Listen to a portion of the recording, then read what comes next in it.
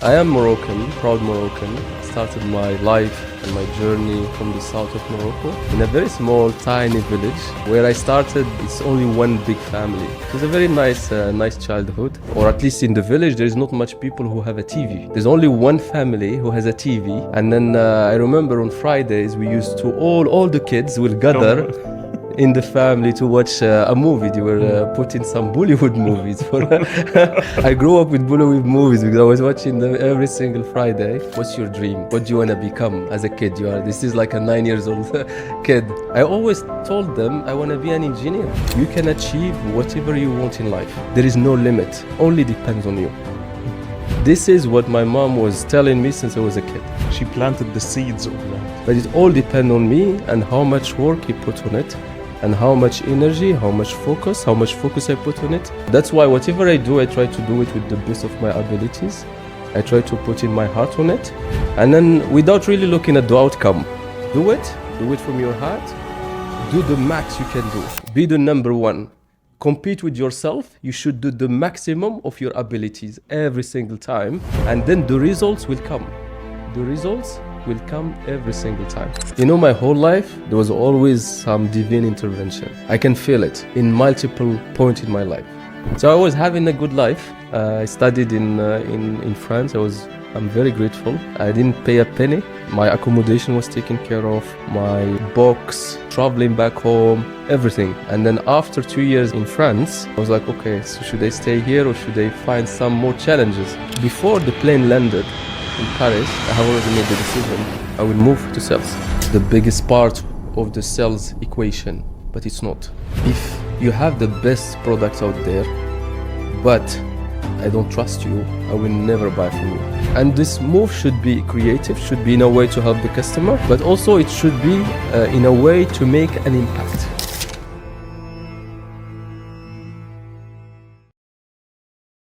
Rachid, are you ready to unleash? I am ready to unleash. Percentage before we start. The percentage of unleashing today. I will be honest with you. Yes. I will talk from the heart. I will try to answer your questions to the best of my ability. Whatever I learned before in the past, I will try to also share it with you. May God help me in this in this journey of 1 hour with you. But I will tell only the truth and only the truth. That's what we want, and I'm really inspired by your story. I know that we are today here in Dubai, but going back at the beginning of your story, coming from Morocco into Dubai, how did you start your journey in your childhood? Okay, I'm gonna tell you my story, but interrupt me because it may go. I'm with you. depending on how deep I go into the story. I am Moroccan, proud Moroccan. I started my life and my journey from the south of Morocco, in a very small, tiny village. Where I started, it's only one big family. Like there was like 100 families in the village. Everyone was a farmer. So we have cows everywhere, we have grass everywhere at that time. So it was a very nice childhood. In that village, there was no tap water, there was no electricity. There was when I started even my journey as a kid, we were using candles in the houses, in the school. I studied with candles. It was a little bit romantic, probably. My family was very modest. There are like multiple levels in the village of families, but my family was a little bit modest. We grew up with dignity, with love, caring about people, caring about each other. But we didn't have the means, the financial means, to actually do travel from the village to the city. For us, city is like, wow, like going to a city. Probably the first time I went to the city, I was already old, probably 15 years, no, a little bit like 12, 13 years old. That's when I moved to the city, or at least I saw the city. That's already a big jump, like going to the city. When someone is coming from the city, what did you say? Apparently there are like big lights, magic in the streets. And then, so it's funny because for example, in my house, or at least in the village, there is not much people who have a TV. There's only one family who has a TV, And then I remember on Fridays we used to all the kids will gather Come. in the family to watch a movie. They were Mm. putting some Bollywood movies for, and then I grew up with Bollywood movies because I was watching them every single Friday. So that's how it was all fun. It was all human. It was Mhm. all caring about each other. It was all about playing with each other. Everyone's is a kid of everyone's Mm. family. So there is no differences. Everyone will advise you. Mm. We sometimes we gather, all the families gather to have like dinners, lunches with each other. There's no that much hierarchies. Mm. So that's how I grew up. Mm. It's really I'm nowadays I reflect back. Honestly, I feel proud. I Mm. feel very proud about my Wow. childhood. Mm. I feel like I was probably honored to be part of that big family Mm. because I learned a lot from it, and Mm. it helped me a lot in my journey later. And I Mm. only realized that in Mm. the last years because we learned resilience. Mm. I learned how to How go did you to. learn resilience? How did you get it from there? Okay, so when, as I mentioned, we are a modest family. So it means that if you wanna do stuff, if you wanna buy your clothes, if you wanna buy some candies at that Mm. time, that was Mm. you give even yogurt. Mhm. Yogurt, if you wanna buy it, that's a luxury item for us. Mhm. So it means that you need some means to do it. Mhm. And as a kid, my parents were not able to afford it. So we were only having basics. Mhm. I remember like for a month we could not be able to eat even meat. We didn't have meat enough money to Mhm. buy meat, so we were Mhm. eating rice, Mhm. potatoes, things that are very Mhm. affordable in the village and you can buy. So at 9 years old, I started working with my brother, Mhm. and we were going and we were taking fruits Mhm. in the farms, putting them in small baskets, and we go in the road. It's a big road that link two cities, and we put them there, and then we start selling them, Mhm. and then the people will stop, and they will come. They will, okay, how much does it cost? Okay, this is 1 dirham, this is 2 dirhams, and then we try to sell the max so that we can get some money Mhm. so that we can use it to either we buy a bit of candies, of course, we were kids. But also, what we do with the money, actually, with my brother, we use it to buy clothes. We Mhm. actually try to give, and we don't even go to the market. We give money to someone, and my uncle, my Mhm. father, for him to buy us what we want from a clothes perspective, or we use that money to buy books, what we need for the school, Mhm. because my parents at that time they were not able to afford this Mhm. Mhm. whatever is extra at Mhm. that time. It was not possible, so we had to do it ourselves. How? What was your dream at that time, childhood? Where did you want to be, or how do you want to Mm. be after? Because it's, I understand how you came from like kind and modest family, but sometimes the circumstances, sometimes it dictates people and leave them in the same place. How did you overcome this by having a vision? What was your Mm. vision that? So at that time, if you would come and ask me the question, and actually in the school you will have like a teacher asking you, "What's your dream? What do you want to become as a kid?" This is Yes. like a 9 years old Yes. kid. What do you? I always told them I want to be an engineer. Mm. Why? Why? Because there was a family, a neighbor, one of the neighbor. There was one guy who was an engineer, and he was always coming. He has a car. At that time, a shitty car, honestly. When But you it was look at it, amazing. but for us, like he has a car, and then he can drive, he can go to cities, he So, can come engineer back. car. Yeah, yeah. So for me, like I want to be an engineer. I want to be like him. So the funny story is that my younger brother, his name is Abdul Samad. So I named my younger brother. We are almost 5 years between us. MashaAllah. And when we had my younger brother, I told my mom and my dad we should call him Abdul Samad because that engineer's name is Abdul That is Samad. also So for me, that's the inspiration. But when you talk about the vision, I'm gonna tell you a small story. My model in life Mm. today, my model in life is my mom. So I read biographies, I read a lot of people's life history, but my mom's history and story It's amazing from her resilience, growth, what she has gone through, and also how she emerged from it very strong. So she was always my inspiration. She helped me a lot shape my mind, not just me, but all my siblings. And alhamdulillah, today we are a very, let's say, we're in a good position compared to most of families in Morocco, not just me, all my brothers, because of my mom and her teachings. So I'm gonna give you a small story, and you will understand the resilience and growth that she has in her mind, and that's how we grow up since we were kids. So you know that shitty car I told you about, Yes, the Abd neighbor, Samad. Abd Samad, exactly. So one day I was very young, and this will never leave my mind because every single time I remember it. So we're walking, and then there was this the car again. And I told my mom, she was holding my hand. We're just walking next to the car. I told, look, they have a car. They can go everywhere they want. And we're stuck here. And We're walking. I probably have 5 years old. 5 years old. We don't have anything. They have also a TV. We don't have. We cannot even watch in our home. And then she stopped. And then she looked at me and she said, "My son, do you have this because of the hard work they have put in, and because of the vision they have, the ambition they have, and the fact that they follow what they want and they got it. It's here, you can see it.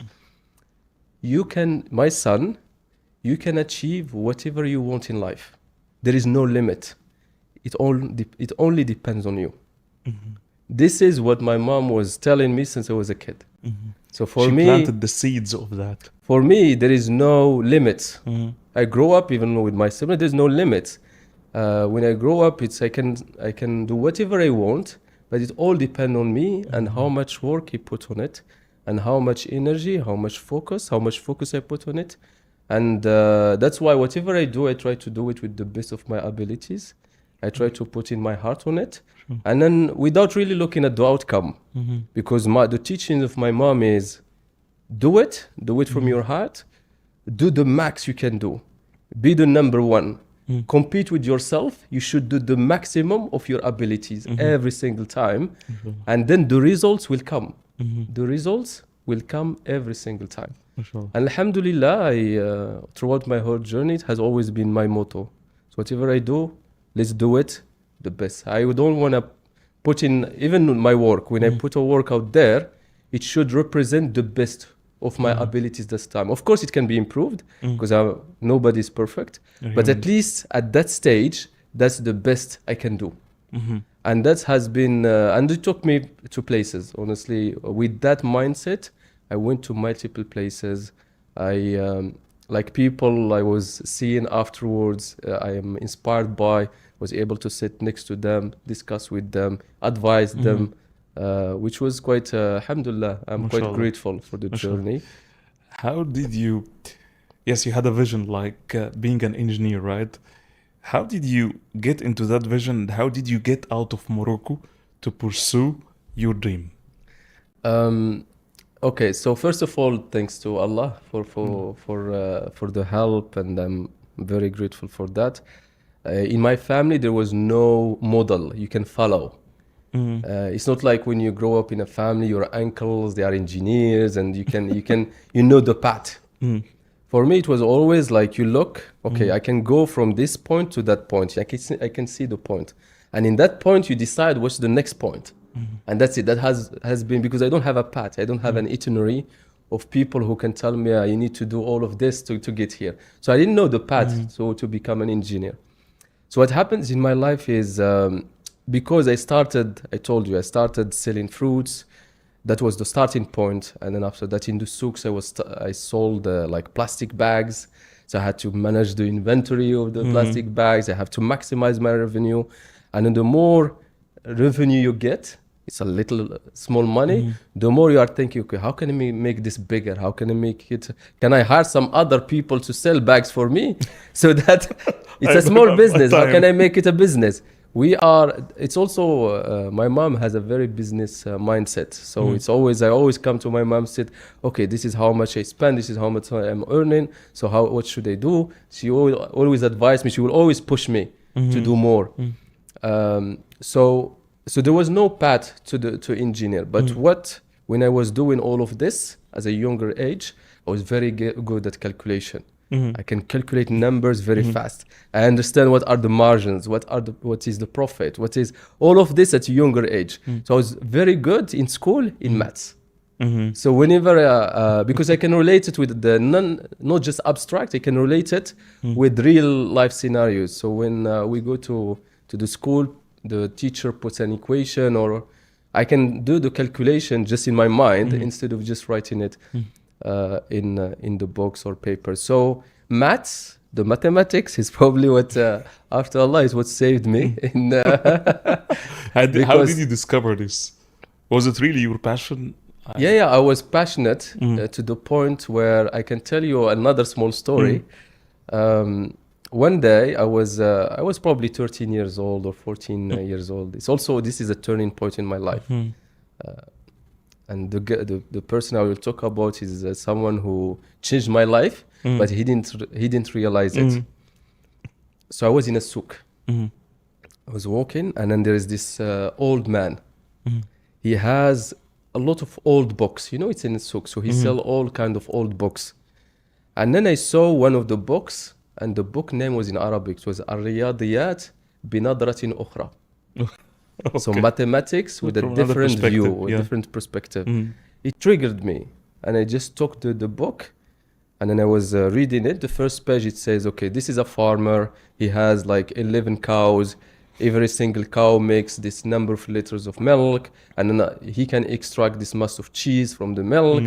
It's a problem. And then the question is how much revenue he's making. This is per day, per week, per month. I was like, oh, this is interesting. And then next problem, there's another story with another story you can solve with maths. So I told this old man, this is nice. How much does it cost? He said it's 5 dirhams, Moroccan dirhams. I only have 2. That's what I can. I have 2 dirhams in my pocket, and that's all I have. And I told him, can I buy it with 2? He said, no, this is all the books here are 5 dirhams each. That's what these are good books, blah blah blah. So you need to. It's 5 dirhams. And I was holding it. I was like, please, Hajj, I'm just gonna benefit from it. 2 dirhams. He told me, no, I'm sorry, but it's 5 dirhams. I told him, look, what if I take the book, I give you 2 dirhams, in 2 weeks, I give it to you back. I would just read it in 2 weeks, and I give you back the book in 2 days. So it's like I'm just renting it for 2 dirhams. And this is, I was very young. Was 13 years old. How did you find a way just to negotiate about this? Because I was doing selling since I was 9 years old. I was selling. I was always negotiating with people. Okay, you take people in the village when they want to take 1 basket. I will always try to sell them 2 baskets. Okay, how can I make more revenue? It's always, and you learn it from the job. You learn it in the field. It's not like you learn it from the textbook. So it was always, okay, how can I maximize my revenue with the customers that are. So with this Hajj, this old man, I was trying to negotiate. How can I take still the book, benefit from it, and at least he has it's a win-win, right?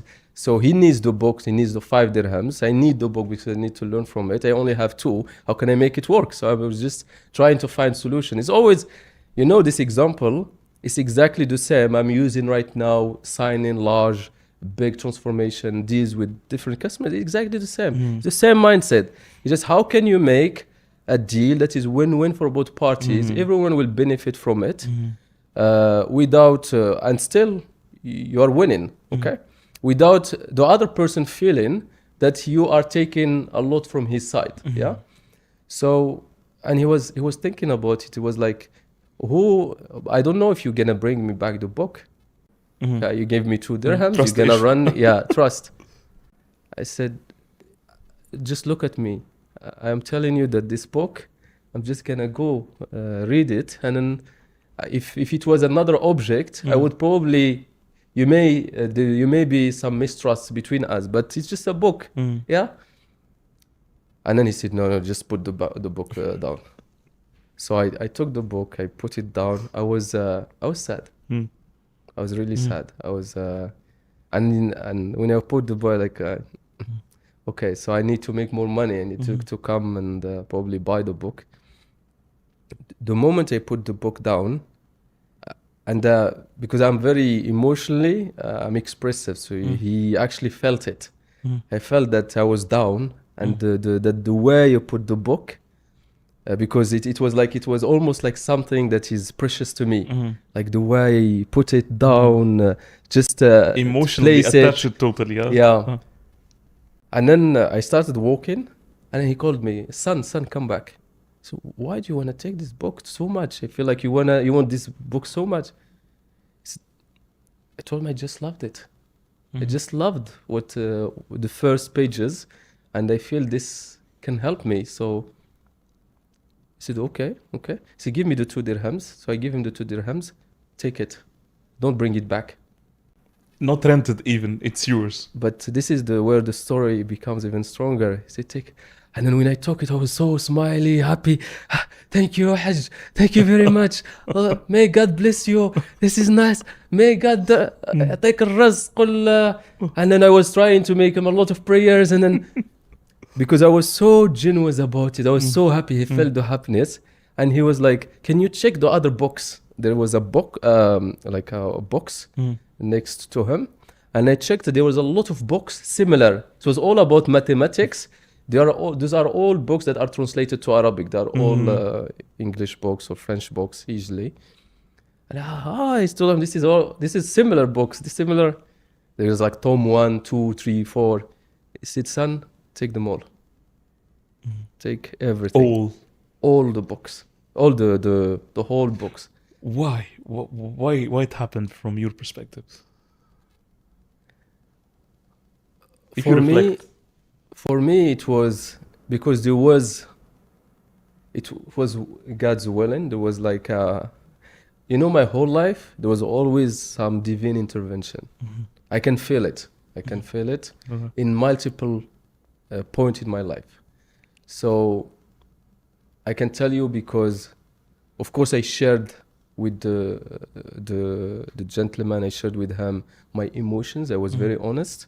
He felt it. And he saw probably those books will just be there sitting. Probably he's gonna contribute to changing my life with the books, because I was very into them. But also because of Allah who want me to have these books and read them. So what happened afterwards with the books is every single summer when I was not studying, what I was doing, I was actually working. So because I know how to run a bit the business. So I had this small, it's not a shop, it's like I have a table, a big table in the street where I am doing orange juice. So basically the whole summer, I will make actually some good revenue out of it. But I will go to the big wholesale market, I will negotiate a big amount of kilos of oranges, like big baskets, bring them every single week. Do like orange juice, but it's a good and profitable business. And when I was there, I will always have one of those books. So while I was working, when I have customers, it's not even reading because it's maths. So I will have the book, I will have my pen, and my I used to write in those sugar papers. That's where I solve the equations. I read the problem, I try to struggle with it to solve it. Then you have a customer, you make the juices, and then you go back. That's how I spend my summers in the high school. And this changed my life. In the school, when I go to the school. You got intrigued by math. That's why you became an engineer, right? Exactly. But my question now is, being an engineer, it doesn't mean necessarily that you'll be on supply chain, right?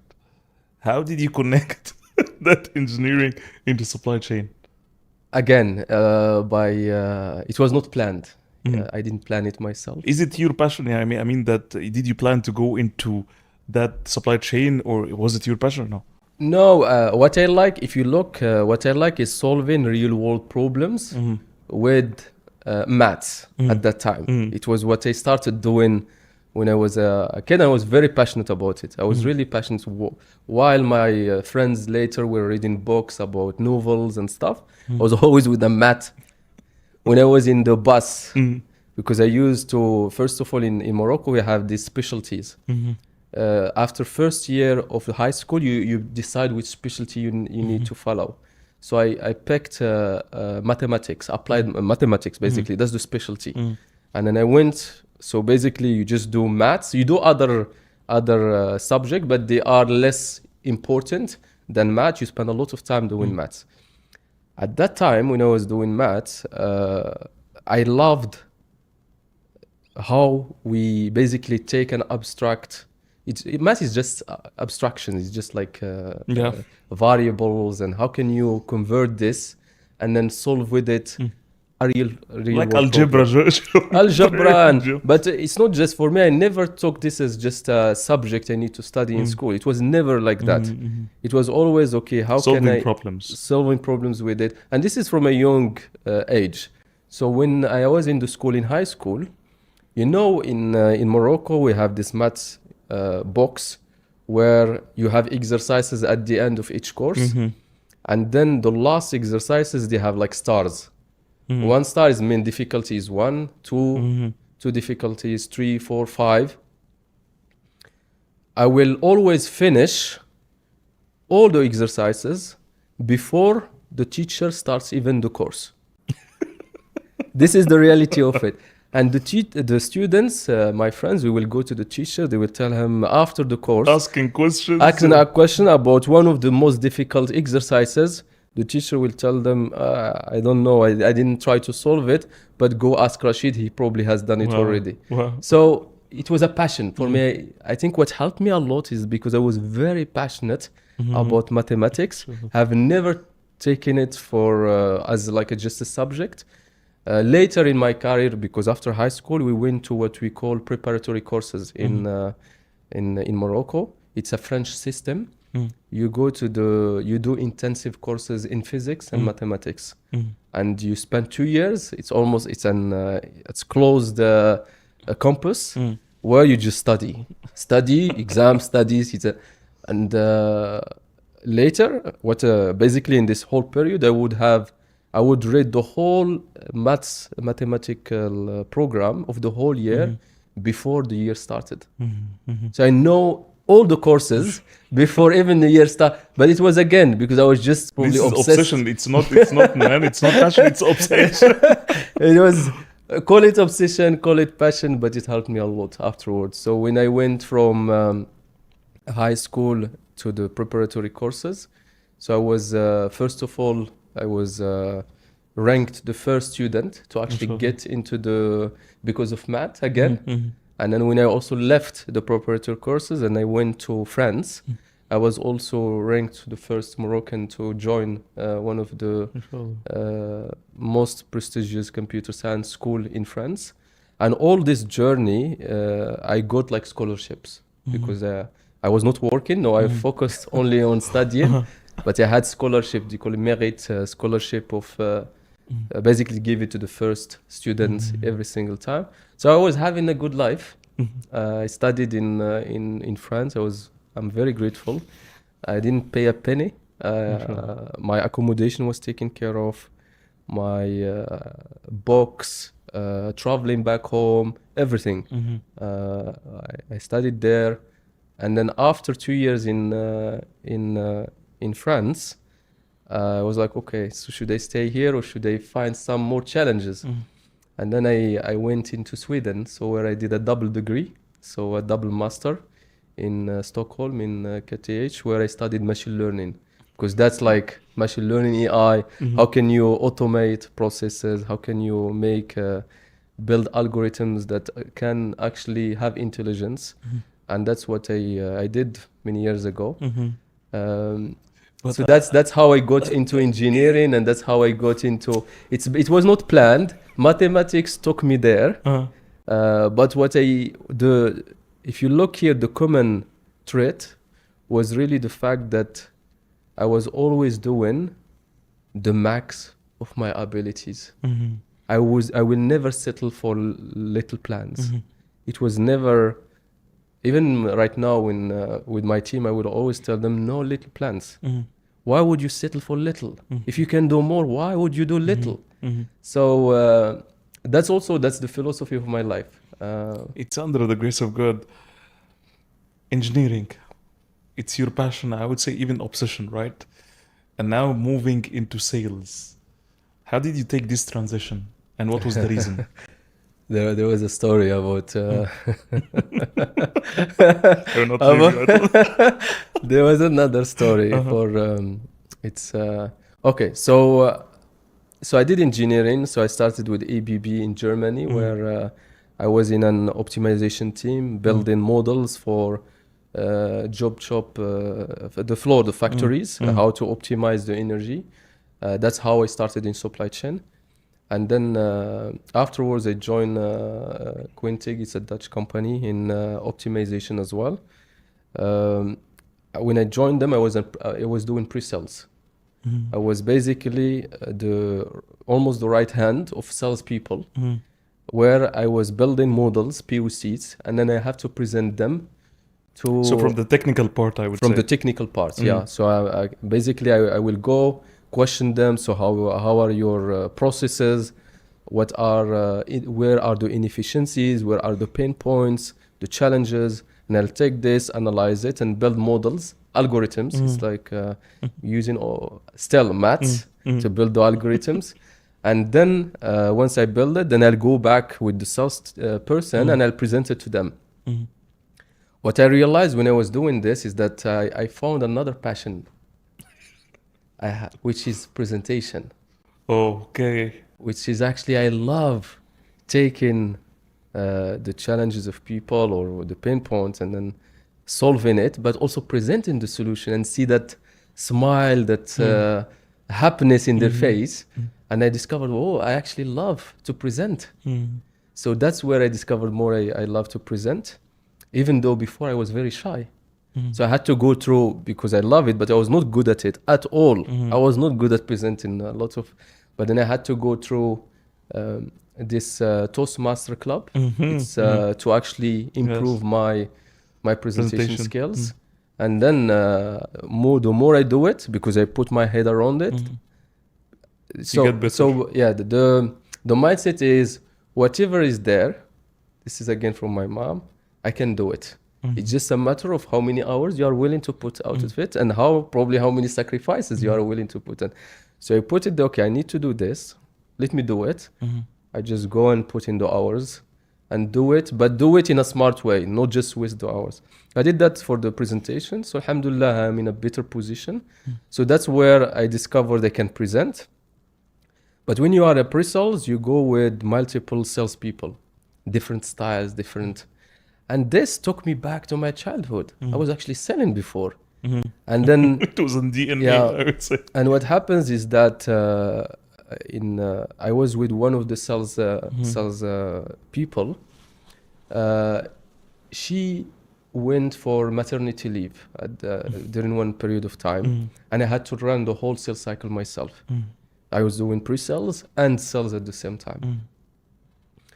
This company was one of the most luxury watch manufacturer in the world. And I had to manage the expectation of different levels. I was quite young. It's not like, but the presentation is there. I can convince them that I'm solving their problems. And we went through the whole sales cycle, and they have decided to proceed with us. Oh, it's the first closing, huh? The first closing, but it was not with my name. It was the salesperson name, even though she was not there, but it's her account, her deal. The company organized a big sales kickoff the following year. They do it every single year in Las Vegas, where they award the people who brought in the biggest deals, the people who brought in famous brands. And the lady, the salesperson, was awarded. Awarded. Yes, because of this deal. I was sitting in that table. This is again another turning point in my life. I was sitting in that table. I was looking at the award, her name, but they were quite kind, because they also put my name. They put it in a wall, and they said, without Rachid, this deal would never happen. And everyone would say, this will see this screen with my name as a recognition of what I have done for the deal. But that's it. But she got the award award itself. and then she said, was really nice. It was a lot of hard work. It was a lot of back and forth. And I was like, yeah, it was. But it's me. But I've done It was. So I was sitting there was my manager next to me, and I told him, this does not feel right. This does not feel right. And then in my flight back home to Paris, I was thinking, but I love, from what I have done, I love what I did in this sales cycle. I enjoyed it. Of course, there was some, I explored all my skill set. And selling was actually what I was doing before. And if I want to break to the next level, if I keep just being the right hand of sales team, then I will not go to the next level. So then I have to decide to move to sales. Before the plane landed in Paris, I have already made the decision. I will move to sales. So next day, once my boss was, my manager was back and everything, I called him. Gabriel, I decided I will move to sales. Okay. Just like that. خلاص I decided. I decided. Can you talk to the management? Relocate. It was like, it doesn't work like that. You are very naive, Rachid. It's not just you decide and it happens for you. He said, I said, no, you are not understanding me. I decided I will move to sales. Either it happens with this company or next company, but I will move. So Please take me. Please take me. Or you lose. I said, no, if you want to move from one department to the next, we should put a career plan. It's going to take 1-2 years. We need to bring you up to speed. You are in pre-sales. You don't have the skill set for a salesperson. You know that salesperson is a sales job is very stressful. You have a quota. You will be under pressure all the time. You need to deliver. You have a lot of spotlight. That's why a lot of people cannot handle it. He said, don't worry about it. I can handle it.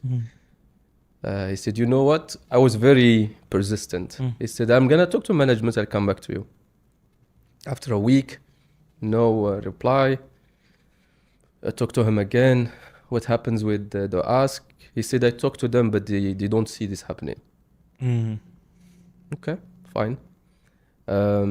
So at that time, what happens in the company is that I was really spotlighted because of all the couple of deals I contribute to. And also, I was also the presenter of the company in big forums. Like when we go to Gartner, I was always the one presenting. So there was a big spotlight. I was quite visible within the company internally, not just from my management, even from the CEO. Everyone knows, and I was, especially with this deal, because I was involved in all those meetings and they were following my advice on how to do organizational mapping, which meetings to organize and all that, just to land the deal. So the president of the region heard about this and he gave me a call. At that time I was actually in the airport flying to Dubai.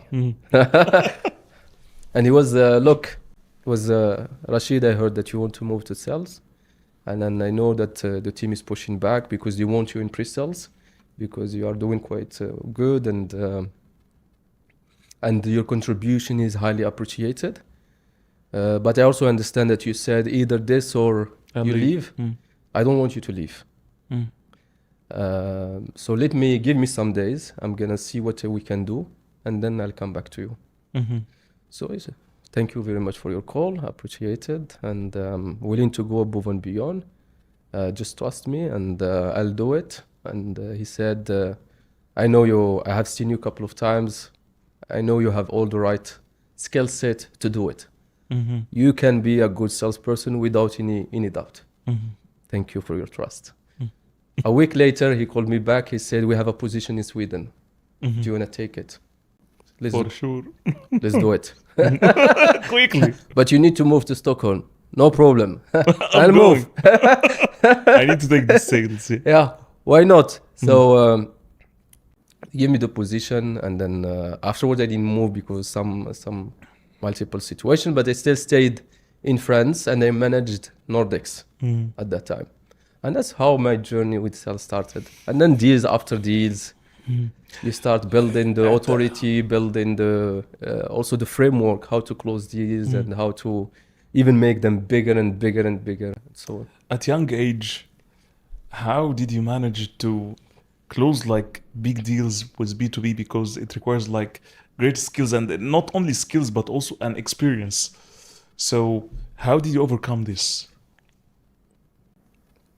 first of all, selling is people to people. A lot of people will think the product is the biggest part of the sales equation, but it's not. If you have the best product out there, but I don't trust you, I will never buy from you. So relationships are very important, but just be caring about people, caring about the business, and making sure that you are actually solving their problem. A lot of solutions out there are shiny, a lot of widget, but if I cannot show you that I can solve your problem and I'm very honest about it, you will never buy from me. So people to people, that's what make selling happen. And at a younger age, because I learned this when I was even younger, it's all about relationship. When you build that relationship with the person and you are telling them, okay, whatever you have as pain point, I have the solution for it and I can show you how to do it. And then not just focus on the product itself you have, but be genuine about it. Whatever problem you have, sometimes if my customers or prospects have an issue somewhere else with hiring, with any other problem that is not related to my scope, I will always try to help them. I will try to connect them to another partner to help them because I want them to be successful. So imagine you are the customer and you are talking to me. I am here to help you and make you successful. I am here. Your business is like my business. And my goal is to take it to the next level. How would you feel about my solution? I got connected. You get connected, but also you would, because we have the same goal. I'm not here to lie to you or just sell to you. I'm here actually to make you succeed. So that's how I have done selling, and I'm just honest with people, and that's how you can create big and massive deals. How do you build relationships? What's your core secret about that? Just be yourself. I'm just myself. When I'm in meetings, I tell my story to people. People get connected. I laugh with them, whoever level, whether it's a CEO or manager or a key user. I'm just there. We are at the end of the day, it's we are here to contribute to each other's success. We are all humans. Everyone is human, and if we can make some impact while making some money, why not? So relationship for me is all about just being authentic. Don't try to fake some personalities because there's another salesperson who has a personality and you want to fake the same. Just be yourself, be authentic. And then selling is a combination between science and art. The science you can learn, but the art, it should be coming from you. When I am, for example, I'm in big deals, what I usually do, I try to be very creative. So I try to create moment of experiences with my prospect. Experiences. So what is an experience? Is a moment where the prospect or the customer will remember the emotions. It's not even the product. It's not whether we have this feature or that feature. No. He will remember the emotions that he felt during that experience. So if I can manage to take a customer through multiple experiences, where first he understands me, he understands the business, he also understands what we can do for him, and he felt it, he needs to feel it. A product, you don't feel a product with features, right? But when you build an experience around it and the customer feels it, then you will land that deal anyhow. But also what is in B2B, you are not dealing with one person. You are dealing with multiple layers. You are dealing with an organization where there is a power game, there is politics. So that's very important. You need to understand the politics. You need to understand who is against you, who is neutral, who is pro you, who is your champion, who is your coach. You need to, for me, it's very, I'm very passionate about it because it's almost like a chess. Sometimes my team will come to me and they will present to me their account. Okay, this is the account. Okay, we will lay down the organization, the action plan. It's almost like a map. It's mapped for me. And okay, so what are the moves that needs to be done? And we do it genuinely because we want to help, right? You also look at the competition. Okay, so today, every single day, what is the move, the right move? What is the right move that will get you closest to signing the deal? Because there are multiple moves. You can move left, right, middle, center, whatever, but there is the right move every single day that will take you closer to signing the deal. And that's what, when you put all the data in front of you, then and this move should be creative, should be in a way to help the customer, but also it should be in a way to make an impact. I always tell the team that if a customer asks you to jump 3 meters, you should always jump 6 meters. You should always jump 6 meters. How the customer should feel that you are always over delivering every single time. And it's not just waiting, being reactive. It's about being proactive. So, for example, a lot of customers will have a process. We do a meeting 1, 2, 3, 4, 5, and then we're gonna do a pilot, and then we're gonna select, shortlist, select. I will never follow this process. Why? Because I have done those transformations multiple times. I have done supply chains many years. So if usually you follow that process, it may not be, they will not select the right solution for them. And also it may not help me because they may not land. So you have the customer process, selection process. I will always design an alternative process that will add value and will still show the value of what we bring as an organization in parallel with it. A lot of procurement team will always be upset. They will be upset. Why aren't you following our process? But if you are very authentic about it, if it's all about bringing value to them, they will eventually understand. When I was an individual contributor as a salesperson, I had multiple, let's say, escalations from procurement department to leadership team about me not following their process, because I will always go bring in more inputs, talk to multiple people for me to understand how I can help them. But eventually at the end, they are all my friends and they understand. So if I would summarize it, I know I said a lot, but selling, it's about relationships. But be very authentic about relationship. Try to address the pains of the person, not just the ones related to your solution, but extended pain. If you can connect them to other partners, if you can help them somehow. Even for me, when my customers need something from a personal level and I can help with it, I would love to do it. I'll do it. There is no issue. And most of my customers are my friends. We WhatsApp every single time. Whenever I'm there in the city, I'll visit them and so on. Relationships is very important. The other thing is being proactive instead of being reactive. Don't wait for the prospect or customer to come over to tell you, do X, A, B, C. No. I already understood your business, at least some percentage of it. I know what you are struggling with. Okay, how can I help? So I will build the framework for you to select the right vendor based on the pain points you have. And I will show it. I will always have like what we call a close plan. A close plan will I will work the prospect through everything they need to do internally to evaluate the solution. Sometimes I will even tell them, I can bring competition to you. You want to evaluate? I will give you some names. Uh-huh. Go check with them And come back Give- and do the and proper check with us selection. as well. But and when you all do all of this, the customers, oh, this guy, they are not just trying to sell. Mhm. They are actually trying to help me. Yeah. So because for them, this will be the first time.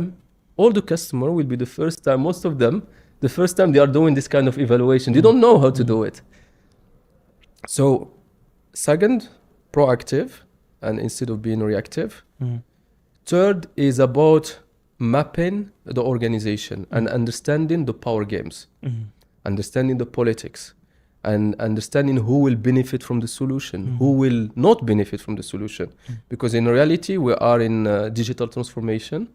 Some people have the power because there is no solution today, Mhm. because everything depends on them. Mhm. But with a solution, they will not have the power anymore. So if you understand the power game, you need to have a personalized strategy per person. That's how you sign large B2B deals. Mhm. So the moment, okay, so I understand this guy is against me. Mhm. What should I do with it? So there was actually one, and I have another small story. If I would just open a small bracket, I was with this Swiss company Mhm. where we had to basically, it's a big deal, and we had to sell to them the supply chain solution. And then one guy from first meeting, you understood that he was against us, and he does not know because he's a friend with another solution provider, and he wants to push that. And from day one, he was against, and I understood that he was against. Very So, biased. So. yeah, so I had to have a plan for him, specifically for him. And I want to make him a friend, or at least make him neutral. Mm. So what I did is, each time on Friday, I'd call him. Hi, how are you doing? How is it? Why are you calling me? That was the response. Didn't you hear from procurement that you should not reach out to anyone? If you have any question, go through the procurement. Mhm. Okay, well, that's fine. I just thank you for the feedback. I was just calling to check if you have any question, if there was anything we can do for you. No, we don't have any questions. If I have questions, I'll send them to the procurement and he will share them with you. Mhm. No problem. Thank you very much. Next Friday, after a week, took the phone. It's painful. You know, you got a rejection, Mhm. and then you check again the phone. You call again. Mhm. Hi, this is Rachid. We had a meeting 2 days ago again, and you asked those questions. I know I answered them in the call, but I just want to give you more details about it because there's this article, and then was like, Rachid, I'm not interested. Just if you have anything, just share it with the procurement. Fine. And then in one of the meetings, he said that he's leaving for vacation. He's going to Mexico for 2 weeks. Just before his holiday, he was going on Saturday, the other Friday. Took again the phone, called him. For the third time, Hey. huh? Uh-huh. And I told him, look, before you reject me again, I just want to tell you that I'm not calling you for the project. So we are not going to discuss any project here. And he was like, okay, why are you calling me? Because you are leaving to Mexico, and I have a friend in that city you mentioned. And I just want to offer my help. If there is anything we can do, my friend can actually help you, can take you around, give you some recommendation. That's all. If this is not useful for you, it's fine. But I'm just want to help if I could in your vacation because I have a close friend there. And he smiled. He said, that's kind. That's kind of you. Thank you very much for the stuff. And then he started opening up, and I gave him the contacts of my friend. He reached out to him. My friend gave him like some recommendations of restaurants and areas to visit. And then my friend was like very happy to actually even take him around if he wants, but it didn't happen. But this was the door You opening. neutralize the relationship. Yeah, and Instead then of he being was biased. So that's the third point. Power games, once you understand them, you understand who will be your champion, who will benefit from it. You elevate him even more. You spotlight him even more. What I did with this gentleman who was, once he got more, let's say, open with me. Even in the meetings, I was spotlighting him.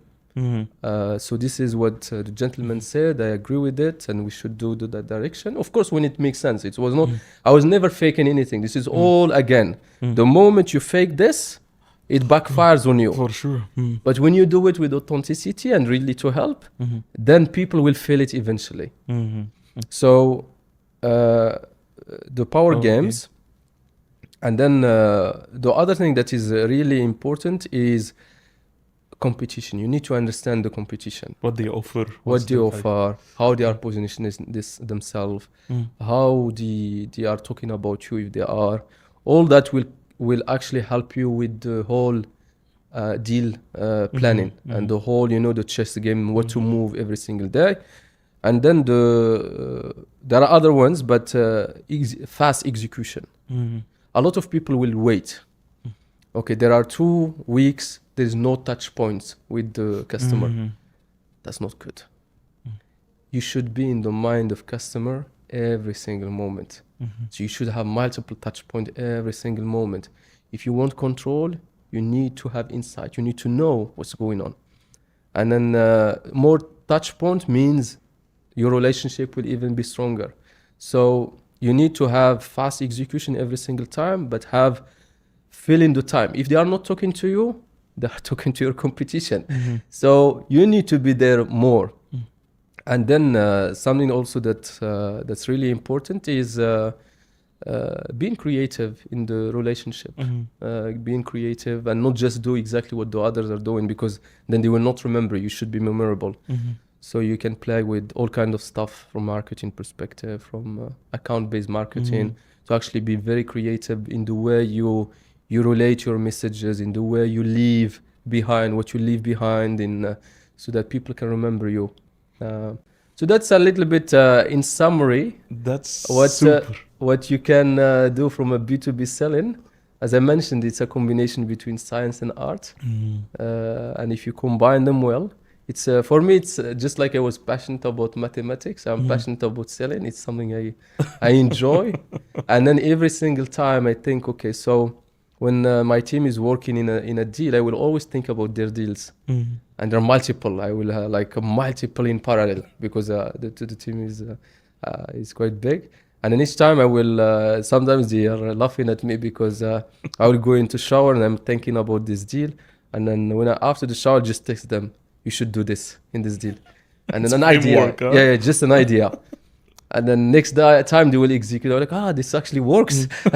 and so it's just how can you be creative. Creative, and I live it. You live it. You with the moment for me, it's not just a job. I think a lot of like some of people will look at me and say, you work too hard. No, I don't. I love what I do. I do it. I'm passionate about it. For me, like I'm vibrating every single time I'm doing it. Sure. This is not. It's not. Of course, I try to do the best again of my ability. So, Rachid, very inspiring journey and a very inspiring story. Really, I wish you all the best as a CEO of Slimstock, and I'm sure that you will go beyond with the team and everything. Pleasure to have you here today, and looking forward to go more. Thank you for hosting me. It's a pleasure having this chat with you. I always enjoy the conversation. Same. I actually never shared my story anywhere, so you will be the first one where it's a pleasure. I'm sharing my story, or at least part of it. Thank you for your questions. Thank you. Unleash is the bridge between my purpose and my mission. And my mission is unleashing the human greatness to its utmost potential.